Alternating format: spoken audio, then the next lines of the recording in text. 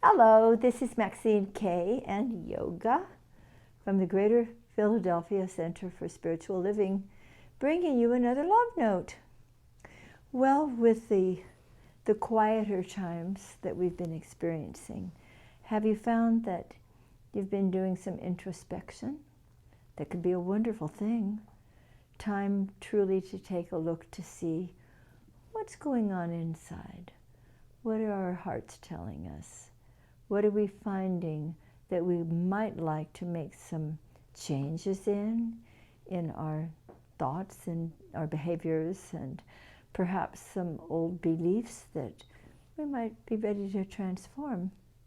So some gentle introspection is a lovely thing to do, isn't it, yoga? Yeah. And yet, as we are doing this, as we're finding our quiet times to ask questions that are relevant to our lives, let's be sure that we are dealing with the possibility of these transformative ideas and feelings, and not allow ourselves to get into guilt or shame or blame or regret. There's quite a difference, I have found, between guilt and shame. Guilt is the sense that we've done something bad, whereas shame is a very erroneous feeling that we are bad. We may have made a mistake, and that's the joy of being aware of any feeling of guilt that may come up, because we can do something about it. We can make amends. We can choose to do better in the future. Shame has no place in our minds and hearts at all, ever. It is something that tends to attach itself to us that never did belong to us. So that one needs to get dissolved as quickly as possible, because we were born whole, complete, and perfect. Each of us a beautiful expression of the living God. Each of us filled with those divine qualities: peace and power, love and life and light, beauty and joy. These are all divine attributes that are the truth of us. And if we listen very, very, very carefully in our meditation times, we can hear reverberating in our hearts, "Thou art my beloved one, in whom I am well pleased."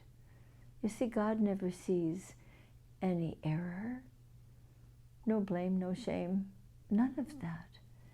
You are beholden from the vision of the divine as beautiful, as whole and complete and perfect.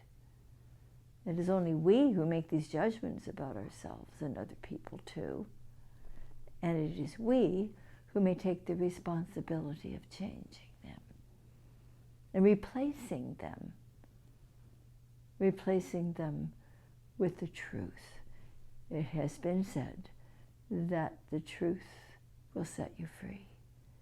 And what's also true is that in maintaining our spiritual practices, the truth will keep us free. So while we are being socially distanced and having more time to think things through, evaluate, change our minds about things, change some old belief patterns, come closer to the realization that we can never be outside of the heart or mind of God, we can breathe deeply and feel a newfound freedom in simply being and becoming that which we've always been. Beautiful expressions of the living source, the divine mind and heart itself.